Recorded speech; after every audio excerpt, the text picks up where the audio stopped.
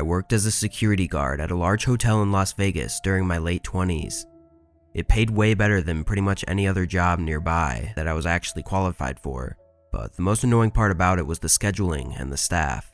At the time, the building was having trouble with a lack of staff to cover shifts, so my schedule would be mornings, evenings, or overnights, all randomly throughout the week.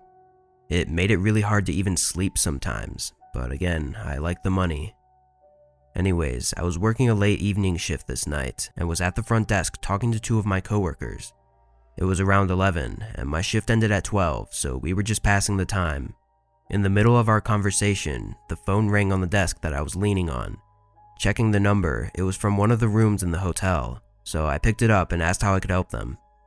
A man spoke, saying that there was something going on in one of the rooms down the hall and that he was really worried about it. I asked him what he meant, and he frantically responded, telling me to come up quick because he was getting really nervous. I checked the room number on the phone, then told him I would send security up as soon as possible. Of course, though, I was just referring to myself. When I put the phone down, I quickly explained the strange nature of the call to my coworkers, then headed to the elevators and went to the mid-level floor where the caller's room was located. Walking down the hallway, there was a strange sense of absolute silence. I expected to hear whatever the caller was talking about, but there were no loud noises coming from anywhere on the floor. I also kind of expected the caller to have been standing by their door waiting for me or something, but the door was closed. I knocked on the door, loudly announcing that it was hotel security. I didn't hear any movement or sounds coming from the room at all, and after a minute of no answer, I walked down to the end of the hallway, listening intently for anything unusual, then continued back to the door, knocking again. A few moments later though, the room behind me opened their door and an older woman asked if I was security. I said yes and asked if they knew anything about a strange noise or the caller from the room, to which they replied that they had heard loud noises traveling through the hallway a few minutes ago, but were unsure what it was. From their voice and facial expressions, they seemed really terrified. At this point, I was already starting to get really nervous, but things only got stranger. I grabbed my walkie and radioed down to the front desk, asking them to call the room again and let me know if they answered. After a little bit, they replied that nobody answered. I stood there for a moment, trying to think of what to do, before radioing back down to them. I told them to check who was staying in the room. After waiting for what felt like forever, they finally got back to me, saying that nobody had the room booked for tonight. Even more confused, I took out my security key card and opened the door since nobody was supposed to be there. The room looked clean and unused as far as I could tell. I searched every corner and found basically nothing, but then I walked over to the phone. I turned it over and got the serial number on it. Then I went back down to the lobby where my desk was, and I checked the security records for timestamps of calls that had been made from that room. Sure enough, there was a record of an active call having been made from this room to the front desk, the one that I had answered about 15 minutes ago. Obviously, the hotel didn't record the calls or anything, so all I was able to confirm was that someone was in that vacant room without permission. This ended up becoming a bigger investigation over the coming days, as the next morning, one of the guests staying in a room on that same floor was reported missing by a family member that was staying in a separate room. The security footage of all the entrances and exits were reviewed, and the missing person was last seen leaving the hotel alone a couple hours prior to the call that I had received. It's still unclear if the two incidents were connected or not, but it's definitely a really strange situation. I don't know how the caller got access to that phone, or who they were, but personally I believe that the reason they called seemed to add up with someone getting forcefully kidnapped based on their brief description. The person behind the mystery call was never identified, and as of right now, the missing person still has not been found.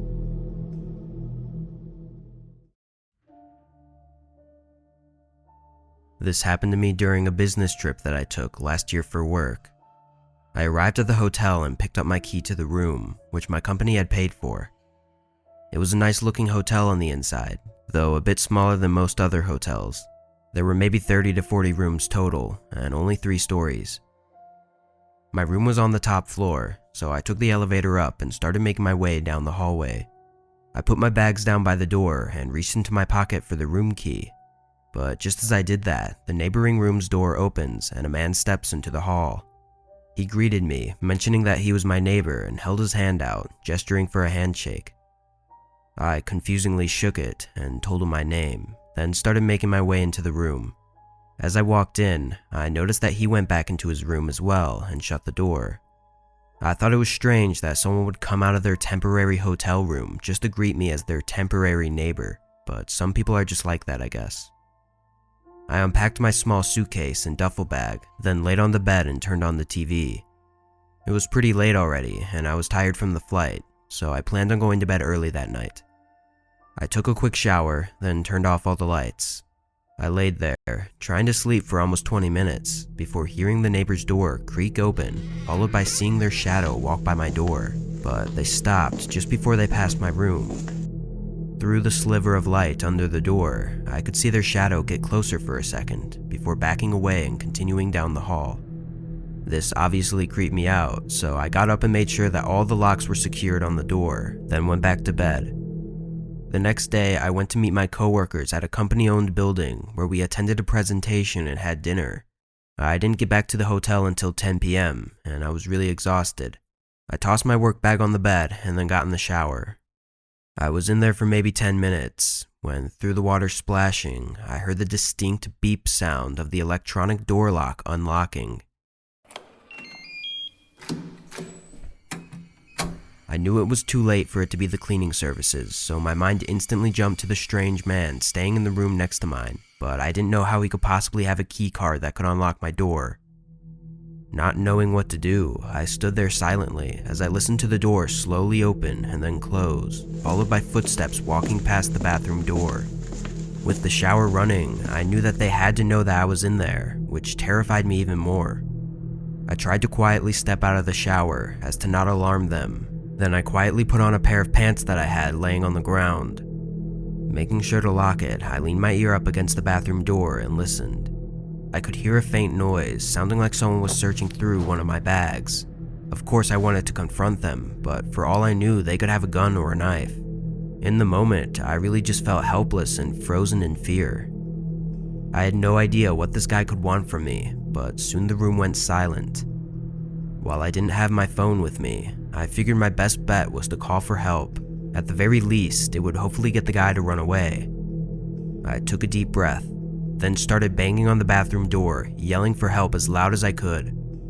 I could hear the man's frantic footsteps run past the door and back into the hallway. I quickly got out and closed the front door, locking it shut, then ran to the nightstand to get my phone and dialed 911 with my shaky hands. Once they were on their way, I called the front desk to let them know as well. Of course, by the time they got here, the man was already gone, but thankfully the police found him in his car a few hours later. I'm not sure if he even got any jail time for his actions though, because they couldn't prove his motive to be harmful. I honestly think he was trying to kidnap me or something though, as I don't know any other reason why he would go into the room when he knew that I was in there. But I guess we'll never know for sure what would have happened.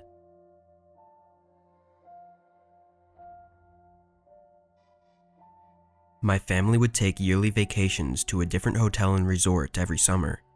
It would always be me, my wife, and my 2 little boys.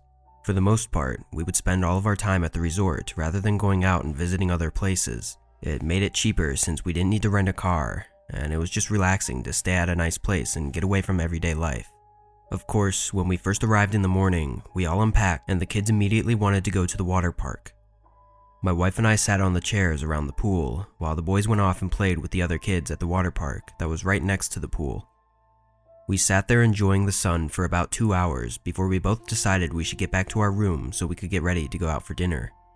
I got up and began walking around the water park looking for the boys, and after a few minutes I was able to find Sam, the older of the two, and asked him where Alan was. I changed both of their names for privacy reasons. Sam said that Alan was playing with another kid on the other side of the park.